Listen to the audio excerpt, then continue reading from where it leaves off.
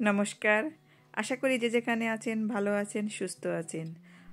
বাড়িতে কিভাবে দোকানের মতো ফিশ চাপ তৈরি করবেন সেই রেসিপিটি আজ আমি আপনাদের সাথে শেয়ার করব। আশা করি ভালো লাগবে। এর জন্য প্রথমে আমি একটি মশলা তৈরি করে নেব। এর জন্য আমি নিয়ে নিলাম 1 টেবিল স্পুন জিরা, 2 টুকরো দারুচিনি, 3টা এলাচ এবং 2টা শুকনো চাল। এগুলি ভেজে নিয়ে তারপর পাউডার করে নেব। এখন আমি 2 পিস রুই মাছ নিয়েছি। নিয়ে নিলাম হাফ টি স্পুন হলুদ, স্বাদমতো লবণ এবং হাফ টি স্পুন মরিচের গুঁড়া, আর তার সাথে নিয়ে নিলাম হাফ টি স্পুন লেমন জুস। হলুদ, লবণ এবং শুকনো মরিচ মাছের সাথে ভালো করে মেখে নিলাম। তারপর ফ্রাই প্যানে পর্যাপ্ত পরিমাণ তেল নিয়ে নিলাম মাছ ভেজে নেওয়ার জন্য। মাছ এভাবে ভেজে না নিয়ে জলের ভিতর লবণ এবং সামান্য আদা বাটা ও রসুন বাটা দিয়ে মাছ সিদ্ধ করেও নেওয়া যায়। মিডিয়াম ফ্লেমে মাছ এভাবে লাইট ব্রাউন করে ভেজে নেব। মাছ ভাজা হয়ে গেলে ফ্রাই প্যান থেকে এই মাছগুলি আমি এখন তুলে নিলাম। তারপর অপেক্ষা করব ঠান্ডা হওয়ার জন্য। ঠান্ডা হয়ে গেলে এই মাছ থেকে খুব সাবধানে ফিশ বোনগুলো আমি আলাদা করে ফেলব।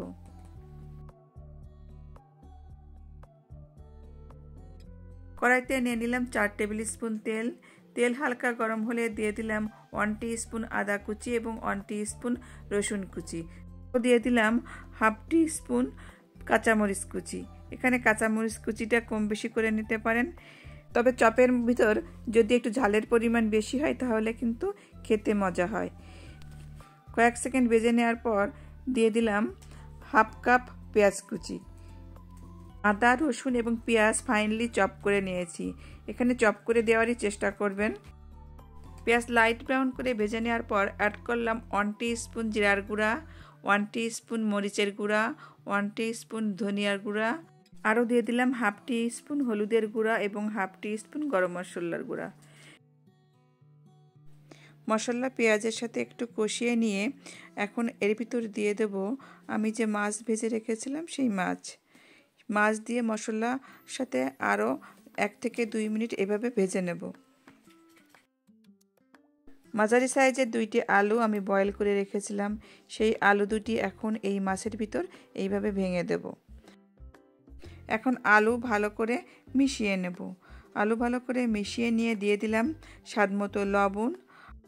আমি যে ভাজা মশলা তৈরি করে রেখেছিলাম তার সম্পূর্ণটা ব্যবহার করব না, তার থেকে আমি 1 টিস্পুন মশলা এই আলুর ভিতরে দিয়ে দিলাম। এখন সব কিছু নেড়ে চেড়ে ভালো করে মিশিয়ে দেব। মিশিয়ে এখন সবশেষে অ্যাড করব ধনেপাতা কুচি। ধনেপাতা কুচিটা আপনারা আপনাদের পছন্দ মতো কম বেশি অ্যাড করতে পারেন। চুলা বন্ধ করে আমি এখন এই ধনেপাতা ভালো করে আলুর সাথে মিশিয়ে নেব। তারপর একটি পাত্রে নিয়ে নেব ঠান্ডা হওয়ার জন্য। কিছুটা ঠান্ডা হলে এই আলু থেকে আমি কিছু পরিমাণ নিয়ে 2 হাতের তালুর মতো রেখে প্রথমে গোল শেপ দেব, তারপর হালকা চাপ দিয়ে একটা চপের শেপ দিয়ে নেব। এভাবে আমি একইভাবে সমান সাইজের চপের শেপ দিয়ে নিলাম।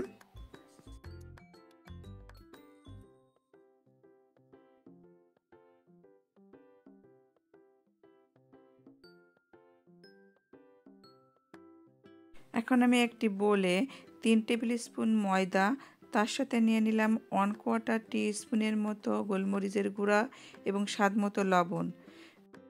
সামান্য জল দিয়ে একটি ঘন ব্যাটার তৈরি করে নেব। এখন এই ব্যাটারের মধ্যে অ্যাড করব 1 টেবিল স্পুন কর্নফ্লাওয়ার। কর্নফ্লাওয়ার দিয়ে ভালো করে মেশাতে হবে যাতে এই ব্যাটারের ভিতর কোনো লাম্পস না থাকে। আলুর যে চপে শেপ করে রেখেছিলাম সেই চপ প্রথমে ব্যাটারের ভিতরে মাখিয়ে নেব। তারপর ব্যাটার থেকে উঠিয়ে নিয়ে আমি ব্রেড ক্রাম্ব দিয়ে একবার কোট করে নেব। ব্রেড ক্রাম্ব দিয়ে কোট করে নেওয়ার পর আমি পুনরায় ব্যাটারের ভিতরে মাখিয়ে আবারও ডাবল কোট করে নেব। এখানে আমি ব্রেড ক্রাম্ব ইউজ করেছি। আপনাদের কাছে ব্রেড ক্রাম্ব না থাকলে পাউরুটি মিক্সিতে গুঁড়িয়েও ব্রেড ক্রাম্ব তৈরি করে নিতে পারেন। এভাবে আমি সবগুলিকে ব্রেড ক্রাম্ব দিয়ে ডাবল কোট করে নেব। এভাবে সবগুলিকে আমি ব্রেড ক্রাম্বে ডাবল কোট করে নিলাম। এভাবে আপনারা ফ্রিজেও অনেক দিন পর্যন্ত সংরক্ষণ করে রাখতে পারেন। সবগুলি ব্রেড ক্রাম্বে ডাবল কোট করার পর আমি একটি ক্লিন ফিল্ম দিয়ে ঢেকে রাখবো 10 মিনিটের জন্য। 10 মিনিট পর একটি কড়াইতে পর্যাপ্ত পরিমাণ তেল নিয়েছি।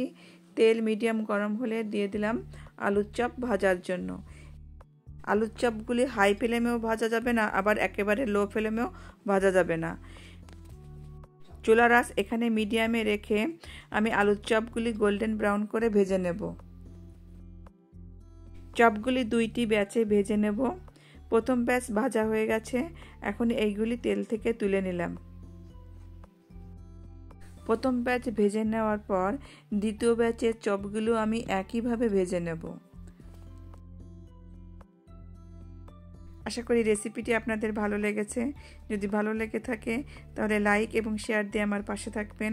নতুন কোনো বন্ধু হলে সাবস্ক্রাইব করার অনুরোধ রইল। এভাবে গরম গরম চপ তৈরি করে পরিবেশন করুন সালাদের সাথে। পরিবেশনের আগে এর উপর দিয়ে কিছুটা বিট লবণ ছড়িয়ে দিলে এর স্বাদ আরও অনেক গুণ বেড়ে যাবে। সম্পূর্ণ ভিডিওটি দেখার জন্য অসংখ্য ধন্যবাদ। আবার ফিরে আসব নতুন কোনো রেসিপির সাথে আপনাদের মাঝে। ততক্ষণ আপনারা ভালো থাকুন, সুস্থ থাকুন। ধন্যবাদ।